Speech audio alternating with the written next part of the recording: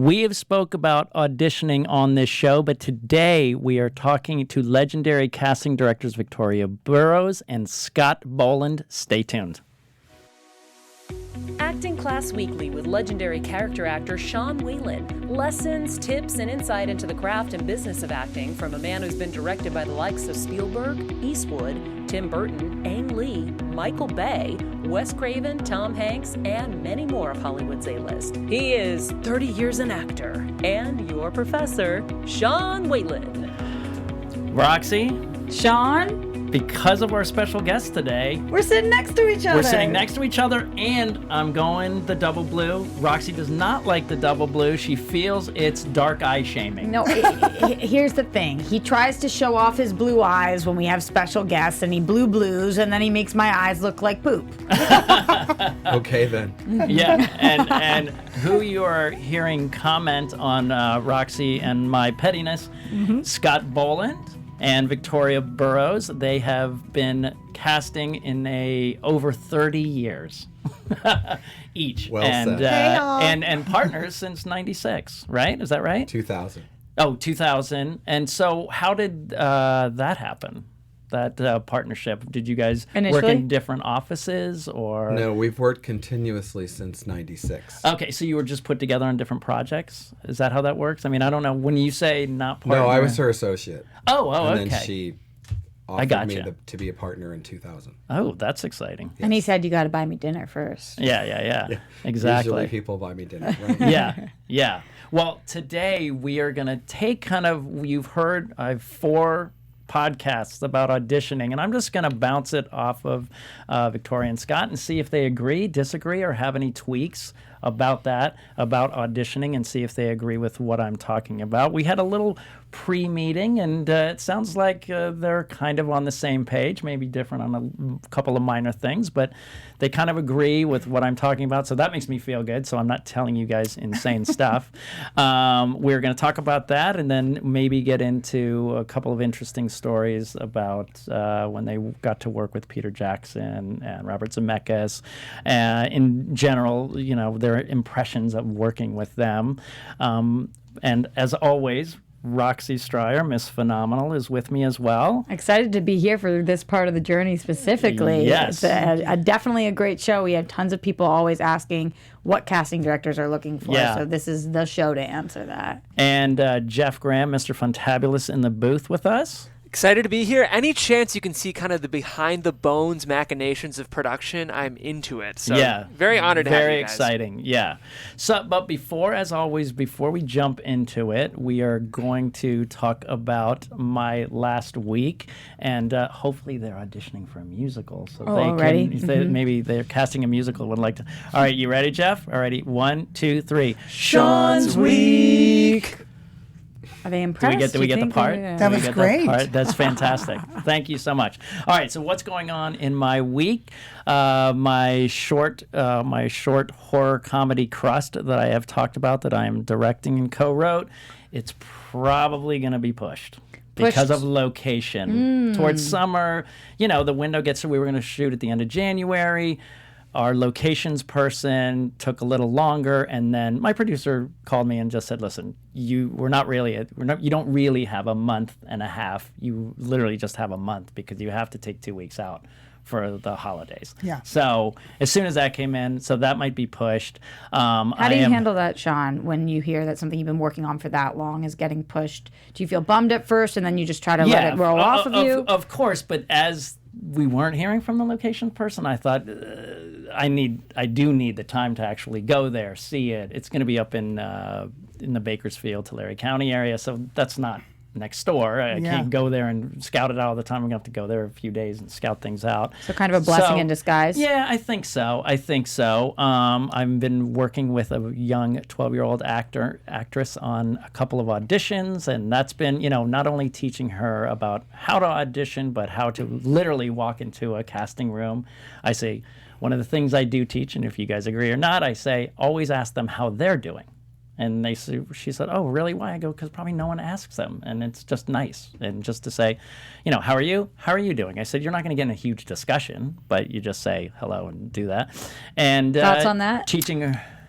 Well, right off the bat. We would just, I think most casting directors are just going to say, good, thanks. Now, again, get into the scene. So not necessary. It's not necessary, but it's a politeism. Right. And I think that's all I'm trying to teach. Just that you're polite, and that goes to, a polite person's easy to work with. Yeah.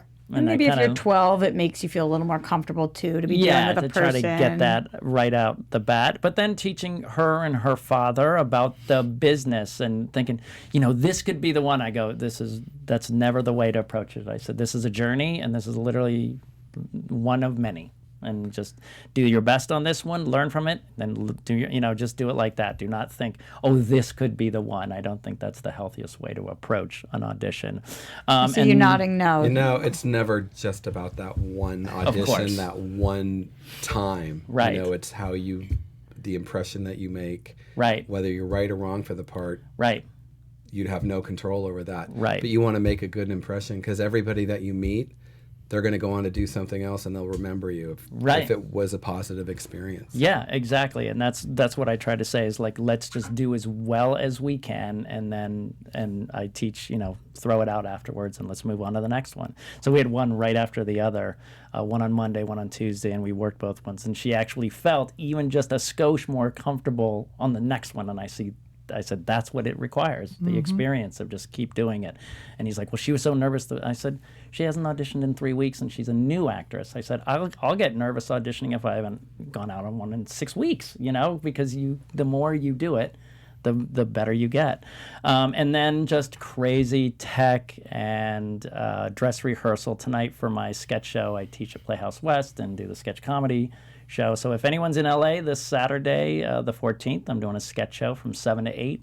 So this is a really weird and fun and bizarre show. The stuff they write is so great, and I'm such a fan of all my students. So you got the rehearsals in? I got last night I had tech, and tonight we have dress rehearsal. So, and it's Saturday night, so that's kind of everything going on with my week. And so we are going to jump into our topic, but before we do, we have to get you guys engaged, and Roxy's going to tell us about we're just that. so grateful for having you guys all here, and one of the reasons why we are able to bring in amazing casting directors like them is because you guys are asking for it, and that's what we see in the comments that you want. So if you are on iTunes right now or YouTube, like, comment, subscribe, thumbs up, 5 stars wherever you are. We love hearing from you and would really appreciate to know who you want us to book next, and also what you want us to talk about in general. Also, I love this amazing music, so let's just draw this out a little longer. Yep, keep on thumbs up. Take that time to hit that 5-star. Yeah, there we go. And thank you so much for being here today with us. So we were lucky. These guys do know and appreciate my good buddy Danny Roebuck, who was just in here a couple weeks ago talking about auditioning as well. Yeah. And he's got a book he's working on called Auditioning is the Job. And we all heard how seriously he takes his auditions with the costumes and the makeup and just commits 100%. And we were just having a really nice talk about actors and auditioning. And the one question I have for you as casting directors, what got you into casting? So many people say they started as actors and then drifted into either your journey, or how did you get into casting? This is going to sound a little hokey, but my mother was an astrologer. Okay. And she suggested entertainment through my chart and middle management. Okay. And so I was a receptionist at a production company, and I was watching the casting of A Woman Called Moses, which now we have Harriet. That's the same story. Yeah. But so Reuben Cannon and Mel Johnson were casting it, and I'm looking at the actors, and I'm like, oh my gosh, that's it. I love actors. Wow. I'm a buyer, not a seller. And that's middle management, so it'd be talking the producers into my idea. Right. You don't have to have an education for that. You just have to The be experience. able to talk. You don't even need experience. Right. You can just talk and give reasons and opinions, and Right. then they take it or they don't, Right. So I started focusing on that and ended up with my first job with Ramsey King, Okay. who did not hire me for the first interview. Then 6 months later, the job came up again, and I weaseled my way back in. and told him that I would work for free until he found somebody. Wow. And he ended up hiring me, and I gave myself a 5-year career goal to cast my first show, and I did it in 3.5 with a after-school special called Just Pals. Wow. And that was back in 1978 when I started. Wow, that's fantastic. Okay, and I've talked about this on the show a lot, guys. Spec work for free. Don't be afraid to work for free. You don't have to do it all for free. You can't make a living. But even right now, 30% of what I'm doing is for free because I know it might lead somewhere, and it makes you feel good. Scott, what was your journey? I agree. Casting? And that word intern got a bad name, but it's how you learn. I interned. I agree. After college, I had worked for a family business, and then I fell into casting and interned, till they hired me. But I guess through my mom as well. My mom grew up in Canada, Depression-era kid, going to movies. So at home, watching TV or movies with her, she knew the names of all the actors, and she knew what they'd been in. And then I started to learn that, Like a human IMDb. Yeah, human IMDb. And then they moved from Winnipeg down here to L.A., and she got a job as the assistant to the executive secretary of Parvin's Interior Decorating in Beverly Hills, and they did all the stars' homes in the Vegas casinos. So all those people, Frank Sinatra, Sid Charisse, whoever came in. So she just sort of, I love that. Yeah, I grew up knowing who people were, and then I grew up knowing what they'd been in, recognizing them, even down to the character actors. But back then, there wasn't really like the spotlight on an independent casting director the way there is now. Yeah. So sort of through just, trying another career after college, then being in LA and meeting someone in casting, who just got into said, it. hey, sounds like casting is what you're interested in, but no one will hire you. You have no experience. Right. You're going to have to intern. And so there then you he go. put me in touch with a casting director at Stephen Cannell Productions when they had like Wise Guy, Hunter, 21 Jump Street. Everything. And in a big casting department with a head of talent, and I interned there. Yeah. How long did you intern for?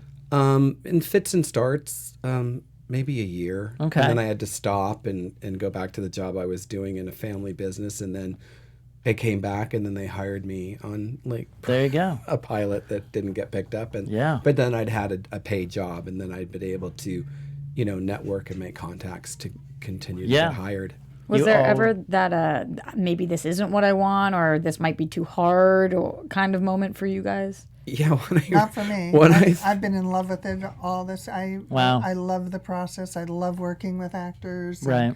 I did 2 years at Cannell before he arrived, so I had already left. Yeah.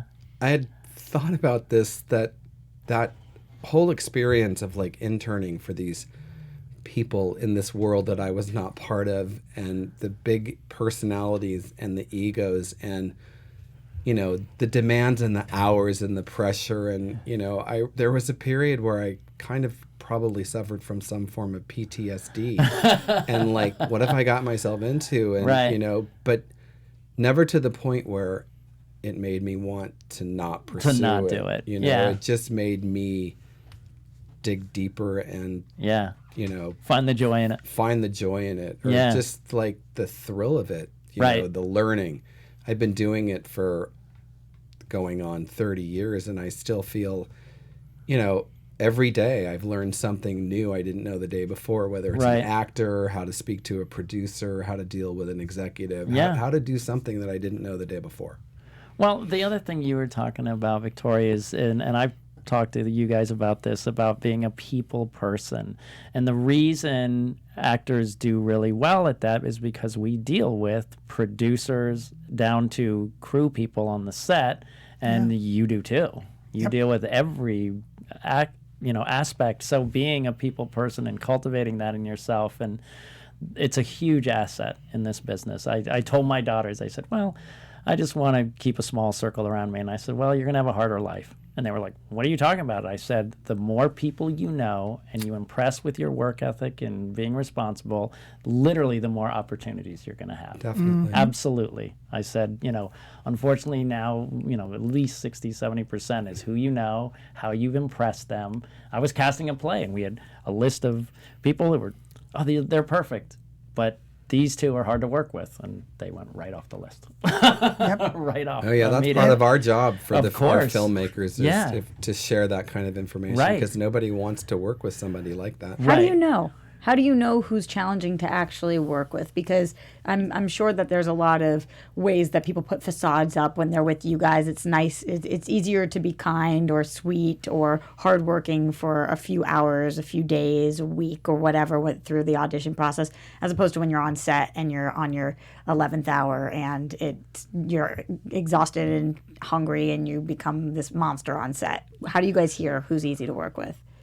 Well, there's always the rumors of what you talk to crew people, but where we can sometimes, and here's part of where the casting process, where we can make somebody aware of it, is that if they come in the room and they talk too much or they complain too much, they, ad nauseum, do the complaining about this, that, and the other. I mean, it could be, I had 4 auditions today, I didn't memorize your material. Right. And you think your inside voice is, so we're that important. Right, Think your outside voice is, okay, well, let's try it, and let's lay it down. Right. But you can kind of see a behavior from certain actors. See it in the room. And then when we just make offers, like we made an offer to somebody who worked on one of our shows, and the producers made a point as we check in on our cast and said, obnoxious, put him on your blacklist. Wow. It was just. And then do you? Yeah, we make sure that we share the information. Yeah. So you wouldn't say, oh, they're bad. You would say, we heard from so-and-so on this production, that, right? Well, there's the rumors that you hear of people on sets, and then there's your own personal experience that you have on that's going on your show that you're doing. So you have to be very clear, because you don't want to badmouth somebody. And we've also said in the past, when we've heard something they were difficult on set, it can be, well, that actor could be insecure with the director's behavior, the producer's behavior, so they're going to be a little more demanding, and all of a sudden that comes across as difficult. So you really have to know the background. And the source. Right. Yeah, it's part of our job to do that research and talk to the people that worked with this artist, like maybe the project before or the project before that. And see if it's consistent. Yeah. So let's jump into also what my first podcast was about, preparing for an audition. And one of the things I talk about, and some of this is acting class stuff, but I say, listen, you have to understand what's going on in a scene. You have to understand the basics of what's going on. Now, let's say you are, I had a very cute young Hispanic girl. It was just a darling, but she was homeschooled and very old-fashioned and just around her family, and she had to cuss out her mom and throw stuff out, and she just didn't know what mean was. And you mean in a scene she had to cuss out? Right, and in a scene. And so she didn't really understand it. And she would also, she would start laughing when she did it. And I just said, we really had to work toward what would make you angry. Okay, since you're so nice, what if you saw really injustice, like some kids pushing down an old lady in the street? How would that make you feel? And then she, we had to get her into the understanding.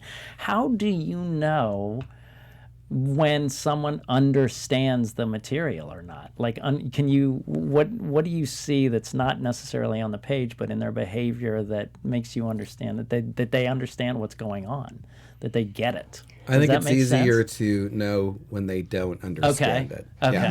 Okay. If they don't understand and that's clear, do you guys try to explain? Or if you think that they might get it once you say something, or do you move on to the next person? Well, I can tell if somebody's technically saying the words and there's no emotional life behind them. Mm-hmm. So what we will do is we will give them a direction and see if they can find adapt. And make that change, or because it's hard to make someone understand. Right. It's you either get it or you don't, right? Yeah. And it's too late in the room to try to figure that out. And it helps to know how long they've had the material. Mm-hmm. And then there are those actors that walk in right away and say, well, I read all my lines. Right. So I can imagine that context may not transfer. Right. What do you mean? They'll say to you, I read all of my lines? Yeah. They'll say that out loud to you? Yeah. That's amazing. And they don't understand what's going on in the scene. It's very clear because they're not reading the whole story. So context and everything. Yeah, that's wild. So tip 101, read there you go. all of read everyone's lines. Everybody's lines. The whole material. And if you can, we always say if you can get a script. If you can get a script, great. And here's just another little tip. If you're in the waiting room and there is no script, look at the other sides and see if there's a reference. And that you get to see a little bit more of context of the film or the series or the episode. Another thing you can do is when you get your breakdown, look at the other characters and their description, then always read the storyline on the bottom of a breakdown. Yeah, that might be all you get, especially in TV. You might never see the script. Never see the script. But if you could see the whole breakdown, you get a context. Yeah, something about the context. And we've talked about, obviously if there's a director or a style, you get on YouTube, you get on Netflix, you try to find their shows to get a flavor. If you're trying out for Miss Maisel and you think you're, and you approach it like a Todd Solondz film, you're going to be way off the mark. You have to understand the context. Now, we talked about this at our little coffee thing, and Danny talked about it as well, about how he, in terms of wardrobe and what we wear when we walk in, Danny goes all the way 100%. His point of view is, you guys are different. I'm sorry, I auditioned for these guys. That's how this all started. I had a really nice audition when we talked about point of view and things, and they made it very comfortable, and they made it very, you could tell they understood the material as well, but some don't have that great of imagination. Danny's point of view is, hey, I'm not going to leave it up to their imagination. I'm going to show them what I can do in this role if I book the job. So on a previous episode, Danny talked about how he has dozens of wigs in his closet, and he's got all different wardrobe, and if it's a wizard wearing an actual robe or a long beard, things that are dead on, not just alluding to, really dressing like the character. Sean, you had heard not to do that. Right, and we discussed this a little bit, and to kind of repeat what you guys had said, I said, do you have these hard and fast rules, or do you say an artist is who they are and they approach it how it's more comfortable for them? Well, when we were doing Lord of the Rings, I mean, we had everything from people coming in with the ears on and the feet on and having nothing on. But I think, because it's really hard. You don't mean nothing on. You mean no. No. Yeah. Specific. They didn't come in naked. I was picturing naked, so thank you for wasn't in the room for those. Yeah. I missed that day. Don't come in naked, Darn guys. it. Lord of the Rings after hours. Darn it. Oh, boy. Yeah. After dark. Sorry. After dark. I forget clarification. Yeah. So I admire somebody, going the distance and dressing in the vein of the character, because I think that also helps being the character. Yes. But a lot of people don't have the finances to go the full distance. Okay. So I say use your own judgment. Okay. And if there's a question, if you have a representative that wants to call to the office and say, my client wants to come in a full wardrobe, is that accepted, or are they saying no? That could be one way of approaching it. But mostly I enjoy seeing them bring something to the party of the character. The words you said, which is so great at our coffee, you just said, I respect every artist is different and they need to approach it. But obviously, if someone had the best costume in the world and didn't understand the scene, none of that matters. Right. Yeah. So if people do have the means and you're coming into audition for an elf and you have elf ears, you do recommend that they should wear them. If they want to. Then they can come in and wear them. But here's what happens. Like there's been times Scott looks like he has a different opinion, but that's what makes our team fun, is that we would say to somebody, could you take the ears off for this next reading? We'll do one on, one off. Right. Because we also don't know how our producer or director is going to take that in, until they've started seeing it. Like, you can get your first day under wraps, and meaning finishing all the readings in the first day for the role, and you can send it to the producer and director and say, hey, do you like it this way or do you want it another way? Scott, what do you think? I agree. Like, we do one with, one without, so that way they can just see them as they are. But I think it's important that if you're going to go the whole 9 yards, like Dan Roebuck, Yeah. who is a good actor, He's fantastic. you have to have the goods to back it up. Right. Dan can Right. get away with it because Yeah. he's going to give a performance that would be appropriate Yeah. to the wardrobe. Right. I agree with Victoria. I don't think anybody should go out and blow their money to buy props and wardrobe. I still subscribe to the idea that less is more. I think it's always a good idea to give us a feel of what's going on. If you have all of it and you can create a character and give that performance, sure, I'm open to it. Go for it. Yeah. Yeah. Now, a little quick couple things. I walk in, right, and I'm doing a short this weekend where I'm like, when I booked Rob Zombie's movie, he loves 70s big bushy beards. That's his thing. He's like, I want a big bushy beard. So for a few of the auditions, and they would say, uptight, clean cut, whatever, I would just go in and I would say to you, please excuse the beard. I have something that I'm booked next week. Would that suffice for you? Yes. Oh, yeah. Yeah, Yes. and just communicate honestly, right? Facial hair is the look for men. So, like in an audition, like, It's last month or whatever, if 10 Yeah. guys came in, 6 of them would have some sort of facial hair. Right. How the actor looks in their real life, Yeah. they'll do whatever, get the haircut, lose the facial hair Right. for the job. Yeah. You have to open your See eyes. through that is what you're saying. Yes. Okay. Well, for instance, we were having to cast John F. Kennedy at Yeah. age 36, who's, he didn't wear a beard and all of that. Yeah. So the actors that were coming in, some of them had facial hair. But you leave a picture, Yeah. Plus there's their demos that shows them without. So you back it up with all that stuff. Right. And then here's the age-old question that I get as an acting coach all the time. Is it okay to have my paper in my hand, or do you prefer either one? It feels like, to me, my gut is it's like the wardrobe thing. As long as you know the material and don't have it in your hand and can do it without it in your hand, that's fine.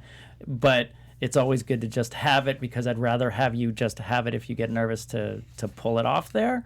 What are your thoughts on that? Well, I used to subscribe to the fact of, reading, which we used to call cold reading audition, or now it's audition, was have your sides in your hands, because that always makes us aware that it's not a full performance. Right. I now subscribe to the fact that this is $1,000 job if it's a day role. It could be a $60,000 job if it's a Schedule F job. Right. And I expect an actor to be off book and create the whole character within the body. It's not just a talking head. Yes. So it's a job. So you want to be the best that you can at the job. And when you hold on to a paper, it's like, there's a part of your body that isn't in the scene. Okay. And isn't part. So it creates an awkwardness that I have noticed. Okay. So I would recommend, if let's say there's 3 scenes, Yeah. and you get the audition the day before and it's just really hard to memorize, Yeah. get one memorized. Okay. So you can put the paper down and do the performance Okay.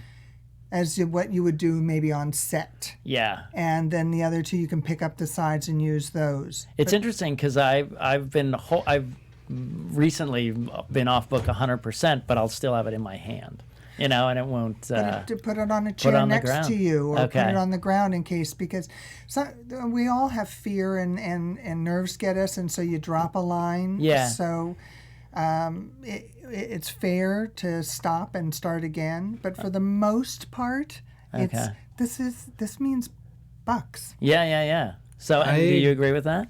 Yeah, more or less. I think it's a kind of, a lot of actors have a personal preference to have it in their hand. Mm-hmm. So you have, if that's just what you're going to do, you have to make sure that it's not moving around and up in your face, distracting. But then, if we do an audition, time permitting, we always do it twice. Let the actor do it the way they brought it in the room. Mm-hmm. Then we'll do it a second time, maybe give some direction.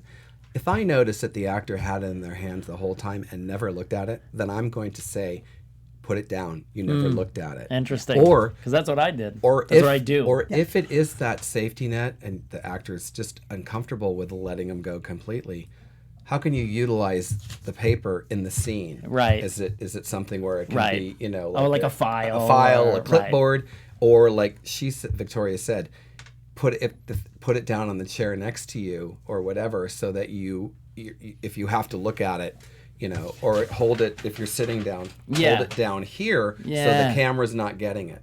Right. You got to figure out how to cheat it if you're gonna insist on holding on to it. Right. That's interesting. Okay, so waiting room. Then I did another episode about the waiting room. How does lateness fit into you guys? Does it bother you? No bueno. No, right? It bothers me. Yeah. That's. I mean, I say like get there early. It's LA. There's traffic, but you should get there early. Right. You should get there 15 or 20 minutes early. I always say a half an hour early because it's really going to be 20 minutes. You it's never not know. Gonna be, right. You could get in early. Maybe you'll get in scene earlier. You know, but right? You got to be on time. I agree. It's a job interview like any other job interview. Right. That's a huge pet peeve for me. Yeah. If you are going to be late, then let people know immediately. Then have your agent or manager call ahead and say, you know, they're running 15 minutes behind. That's not a problem. That's what I always say. I always say if they say, "Hey, Sean's calling from there's construction on La Cienega, he's running late." Yeah. Exactly. Because you can't. Sometimes even that half hour goes away with a big accident on a freeway. Right. Mm-hmm. Any tips for headshots? You just said you'll excuse, like, say you got a headshot of me and I'm clean cut, but I walked in with a bushy beard and say, hey, I'm doing this movie. And does headshot tips? Is it, you know, the number one rule we always hear is look like your headshot.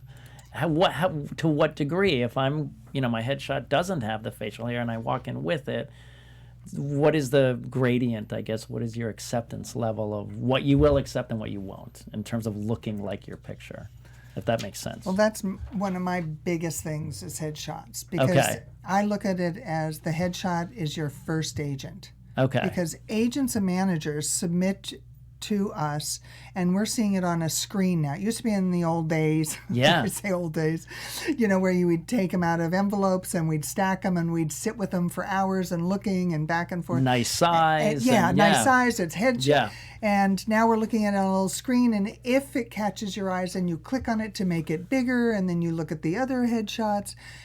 Key for me is, yes, you want it to be on the current time. You don't want it to be a 10-year-old headshot, even though it may still look like you. We can usually determine that looks old. Yeah. So within the past couple of years is usually good if you don't change much. And also, I look at it as your eyes are the windows of the soul. And I go for the eyes in a photo. And I can't tell you how many actors' photos, they let the photographer control it. And it's like, stand, pose, pose, pose. And pretty soon your eyes are just glazed over. Yeah. And you just look like, I go, that's good enough to send to your parents.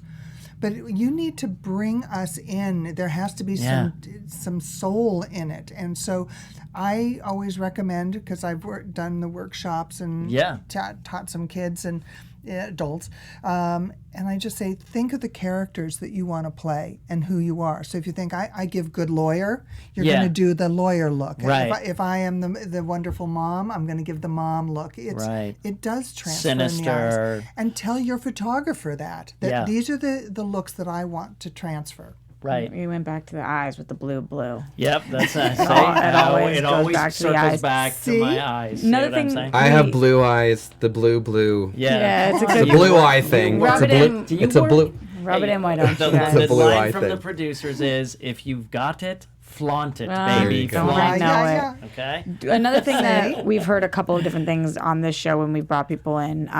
Do you guys want always a physical headshot in the room still, or because you have them digitally, you're fine without that? I like them. It's a throwback to the old days or whatever, but yeah, a lot of some actors bring them, some don't. Some say, yeah, I'm told not to bring them because I guess other casting directors don't want them. It's not that I really do anything, though. People who stand out, I mean, you can make a file on your desktop, Sure. to keep in mind, or you can keep a physical keep in mind. Right. But I think if you're any job interview you go to, you're going to bring your resume. That's your resume. That's your resume. Yeah. Yeah. You agree? Yeah. I'm of the mind, don't bother with the photo. The resume is a good idea because I have our assistant always print out Pull it anyway. the IMDb picture and resume, so I get a little brief. It's just that we don't keep them. We have nowhere to keep it. Right. Everything is computerized now. In the old days, we like literally File had file cabinets full of filled them, with the pictures. Yeah. And we'd go, looking for something in the 30s to 40s, and we'd have it all sectioned out. Right.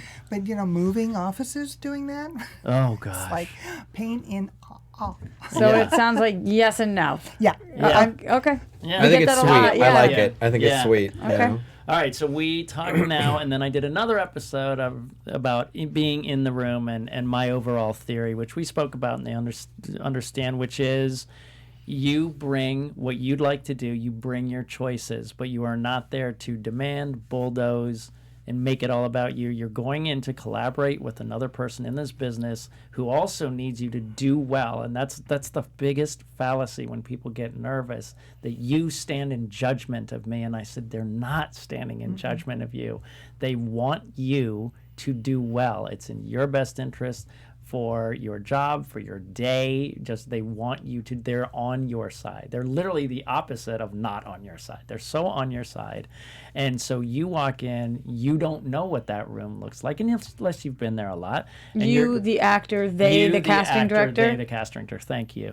Yeah, you as the actor walking in. And so I remember when I read for you guys, which started this whole process in the summer, I said, you guys said some people are doing it standing, some people are not. I said, I'd like to do it half standing and then sit in this chair. And you guys said, great, no big deal. And they followed. And I said, how wide is my shot? How far can I wander? You said you got the whole room. I mean, and we discussed it, and then we worked together. So I had a point of view. They had a point of view. And now they could have said, you know what? Camera broke, the tripod's, I need you sitting in the chair, and it's a tight, headshot thing. I would have adapted. I can't storm out of the room and say, you didn't give me what I want. So what do you feel about this idea that we're collaborating together? You're collaborating with an actor. I love it. Yeah. I think to a certain extent, Yeah. if, like you say, if the actor looks good, the casting director looks good, or vice versa. Right. But I think where it starts is when you come into the room. Yes. That room is going to be set up the way it was for the actor that left previously. Right. What throws a lot of actors is the position of the chair. Yeah. So the chair is there, front and center of the camera, and a lot of actors feel they need or have to sit down. Okay. That chair is only there because the last actor used it there. So that's when you want to ask politely to the casting director, do you need me to sit? Is it okay if I stand? Right. Is it okay if I do both? Can you follow me? Right. This is what I'd had, planned or whatever. That's your opportunity to ask questions and sort of get on the same page, right? About how the audition is going to go. The casting director will tell you they'll accommodate what they're right. willing to accommodate and not.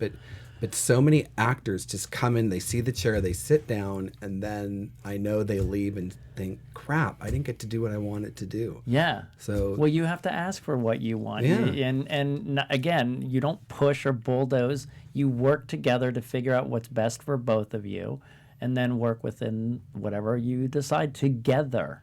And that is not someone who's against you and looking for ways to shut you down. They're looking for ways for you to do your best work. It looks better for them.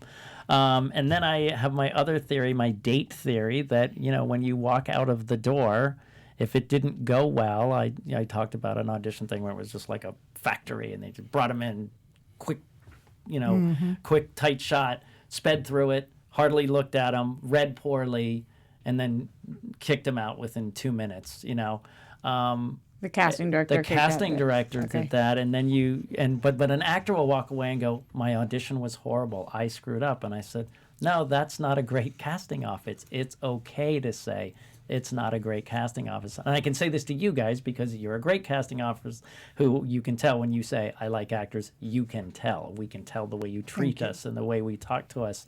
But that it's not always the actor's fault.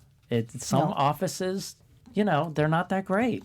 And it's just a bad date. The vibe didn't happen. Or that's just the way they do it. Right. It's not a good fit. Yeah. It's not a good fit. But it's not always going to be the way you think it's going to be. Right. So that's when you just have to adapt. Right. And, and then try to do your best.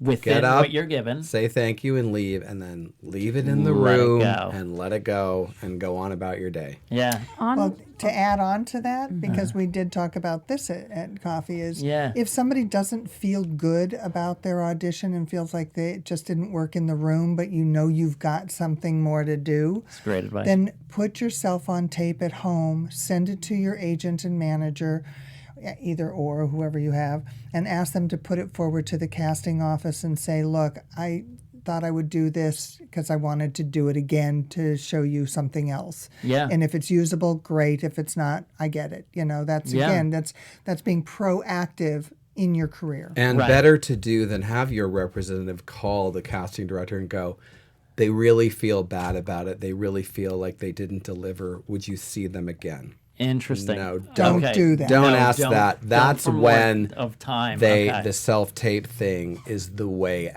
to approach it. Yeah. That's a really good advice. You mentioned the 2 minutes thing, and I did want to get your guys' thoughts on this because, Sean, you've talked about it before, how sometimes you might get a little self-conscious if you see the actor before you is in there for 20 minutes, and then when you get in there, you're in there for 5 minutes and done, and you might think that has a correlation with whether you booked it or not. Do you guys find that the longer somebody is in there, the more likely they are to get the gig, or what does timing have to do with it? That doesn't have anything to do with it. They could have started and had to restart over 4 or 5 times. Right. Or, they could have halfway through it, stumbled and we started over. It could have been somebody the casting director knows well and they chatted for a bit before or after the audition. Right. That Technical difficulty. That has no bearing. Yeah. It's been... And for the actor the next actor to think how the duration of that actor in the room, that's something they have no control over. Right. And don't take themselves down into those negative thoughts. No, recently, in the well. Don't go down that rabbit hole. Go down. Let it go. Recently, for me, that's what's been happening, but it's been positive. I've had people, every one of my friends went in, they did it twice, they gave an adjustment, and then I went in, and this very large casting director said, I don't need another one unless you want one. Is there something you want to do? And I said no. She goes, I kind of thought it was perfect. You hit every note. And I walked out, and that's been happening recently. The guys are going in, and I can hear them adjusting or saying, you know what, you didn't really understand this part. And I'll go in and just do it and do it well, and they go, okay, you're good. And I was like, all right, but this, and the still part of it, you go, I'm so glad you have to walk out and go, I'm so glad the audition went well. It doesn't mean, oh, I booked this one. Mm-hmm. That's what you've got to get rid of. That's a really interesting point, though. Yeah. If you go in the audition, and in that first take, you really brought it in the room, what you wanted to bring in, the way that you prepared it, then you should just leave it there and go. That's what I did. When they asked for another one, why taint it? If you know that's what you wanted to do, then be confident in that and say, no, that's, I'm good. Yeah. Because that's not a strike against you. To me, that's like owning it. Like, you know that's, you've done it. Yeah. What you wanted to do. That confidence it's kind of what I want to see. Right. Because a lot of times we'll say, okay, that was great. I don't really have a note. But, if you'd like to do it again, because let's face it, getting that first one out, maybe it's the first time that actor ever said it aloud.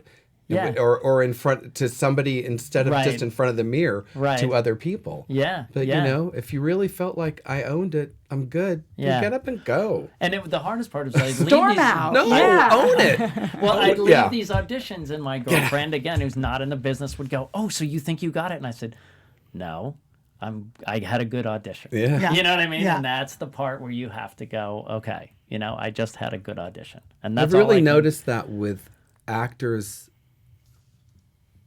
older, of a certain age, really experienced, a lot of them are one take. nope. Yeah. I did it. That's good. Yeah. Get up and go. Yeah. And I never thought that would happen to me, but I'm like, oh, okay, I'm in that zone now where I'm getting that done. Here's another question. And I've had these when people go through insecure moments and they've been in the business for a long time. Let's say you've known of an actor for a long time. You know they've worked for a long time, and you've seen them for a long time, and they come in and they really just don't do a good audition. In their, people will always, in their worst thoughts, go, "Oh, they'll never bring me in again." Do you just go, they had a bad audition, or do you really go, well, they're not really good anymore? I don't think it's probably absolute, right? It's not absolute. Yeah. We look at it as, at least I do, it was just one of those bad days. It could be, what we thought this would be the role for them, and ultimately it really isn't their role. Yeah. If we just feel that they just were a bad reader with that, then we back it up with demo tape, which is a series of their work on tape that we'll show to a producer and director. There was an actress that we brought, had her self-tape that for a big film that we were doing, and she just didn't do very well. Okay. And so I wrote notes and said, this is what our director's looking for. Please do it again. The agent called and said, why do you see her playing a drug addict? Right. And I was like, just trust me. We have this vision for her that she's the gal. So she did our notes. She got the job. Right. So it's just sometimes it can be for a Many variety different of things. reasons. But let's face it, the whole audition process is kind of awkward Insane. and uncomfortable for everyone involved. Well, that's what I said to most of my actors. I said, you will never be in a play that behaves this way. You'll never be in a movie that behaves this way. You're right. There's such a there's strange really role. good actors that don't They audition They well. can't. They panic. Yeah. And that doesn't make them And bad so actors. there has to be that sort of forgiveness or understanding for all the reasons that Victoria just listed. What happened that day, whatever. Yeah. But also too, if an actor gets the audition and they read the material and they're like, this just isn't me. Right. I just don't see myself doing it. Yeah. Then don't go in. Yeah. Pass. Yeah. Interesting. And I think that's good advice. other part of, you got to own your craft. You got to own your business. Yeah. Because you're going to come in and show your business. Right. And if it's a role that you just don't see yourself, we can tell. Yeah. And then the whole thing just didn't go well. And even if your representative is saying, just go in. You haven't been in there before. Just meet him. You know what? No. Don't. You got to take ownership of your craft and Yeah. say, you know what? This just isn't me. We don't hold it against you. No, and I have not at all. And I have said this to my actors from day one: know yourself. Yeah. Have the confidence to know yourself. If you don't know who you are, then you won't have this gauge of, this doesn't work for me or whatever, and I can't pull it off. But you have to know who you are, and then it's okay to pass. It is okay to pass. Any quick do's and don'ts? Do you have any or let's go over do's. I think we talked a lot about what to do. It'd probably be best to any hardline don'ts that you have, a few don'ts that you say, if you could say a few to an actor. For when people are auditioning? For when people are auditioning. Don't touch us. Don't touch you. If they know you, if they know you, In do the you scene. want to know? Oh, So During a scene, don't touch me. Yeah, like I was reading with an actor, and he came over and put his hands on my legs and went up started my going God. up, and it was like I had to stop the scene and stop. I had another actor pull me up out of a chair and throw me against a wall, Right. because they were in that. He was a bomb guy. Come on. He was playing a bomb. Right. Terrorist, whatever. It's if there's or kissing. Can I kiss you? No. Ask first. Hey, I was planning on. Yeah. Yeah. Can you, and that would be the thing, is to ask, but usually there's me doing the camera, Scott sitting usually reading with the actors, and then you're 3 or 4 feet away. Yeah. So coming into You already lost our your shot, space, too. Yeah, you you lost the lose the shot. shot. You're not being respectful to us, so that would be a big do not. That's a good one. Years and years ago, I was an assistant on a Beach Boys movie that was part of the time of their story with Charles Manson. Okay. And so we were bringing in all these Mansons. crazy Charles Mansons. And this guy, the guy that got the role, he, was standing and talking in the scene. And I was reading opposite him. And then he crouched down. And then he crawled across the room right up to me. And he kissed my feet, the tops of my shoes. Oh my God. It completely freaked me out. Right. He got it because he was crazy. like so creepy, but that really freaked me out. And then, I don't know, in the last couple of years, a well-known actor, he came in the room and he came up and really thumped me on the chest, and that really pissed me off. Yeah. That really pissed me off. Yeah, and Like- and just for my actors, and I tell them this in scenes, if you're doing a physical thing and you're kissing, you just lean over quietly and do a thing like that. Or if you were going to thump, you can thump against nothing. Yeah. I go, if Yeah, you yeah, do yeah. just pantomime it with purpose. Yes. Give us and it's give gonna us a be- feel for what's going on. Right, That's exactly. what you do. Yeah. I've had to do crazy physical auditions with getting punched and, crazy. How do you guys feel about afterwards? Thank yous, presents. I've heard casting directors have different feels yeah, on cards and Thank you cards, things like that. That's nice if you want to do that. If you're compelled to do it, it's always nice to get a feel good. Appreciate Yeah. your time and Yeah. stuff. I don't think you have to do the gifts so much Yeah. just No for an gifts. audition. If you get the job and you want to do something like Sure. that, it's always delightful. Yeah. But But if you're gonna do gifts, send booze, not cookies. For crying out loud! Agreed. Hi, wine. No, But I'm going to go back to one other do not. Okay. Is don't come in making excuses. Yes.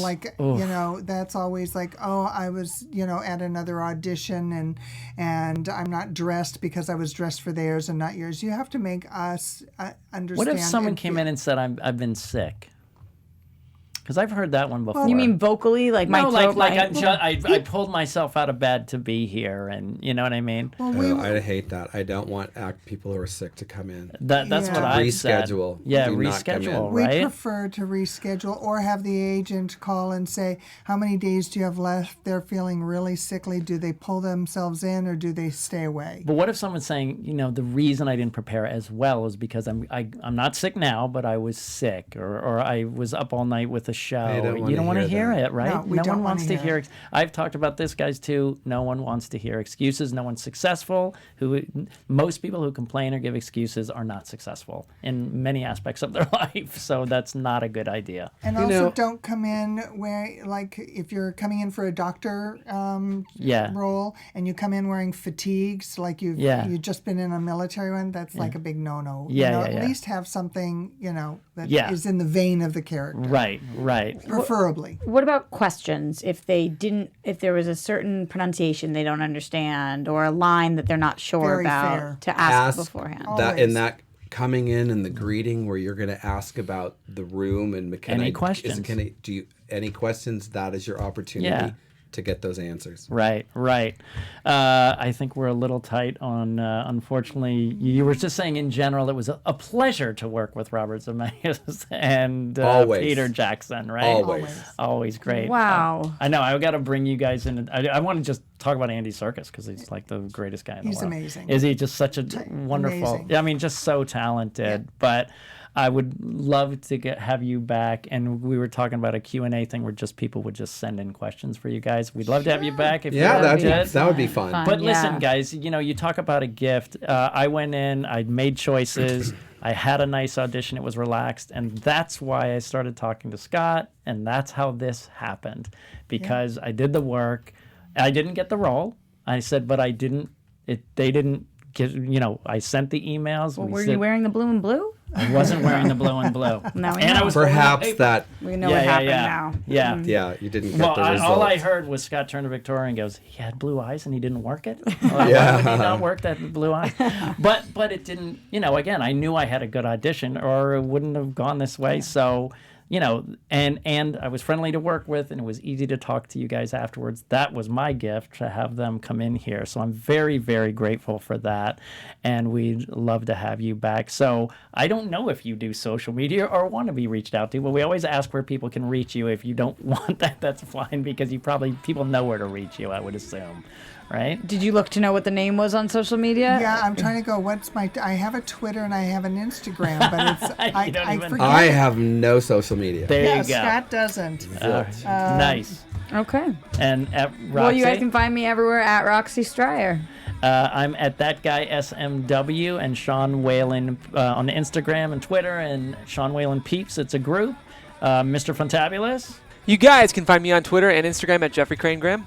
Did you find it? Yes, I'm on Instagram, Victoria B. Casting. There you go. There you go. Makes sense. So, as always, thank you for letting me be part of your journey. Our founder, Keven Undergaro, and me, Maria Menounos, would like to thank you for tuning in to AfterBuzz TV. Remember, we're not just the first, we're the biggest in the world, and we're the only destination for all your favorite TV shows. Whatever you crave, we've got it. So go to AfterBuzzTV.com and check out our lineup. Buzz you later. The views expressed herein are those of the hosts only and do not necessarily reflect the views of AfterBuzz TV or its owners or principals.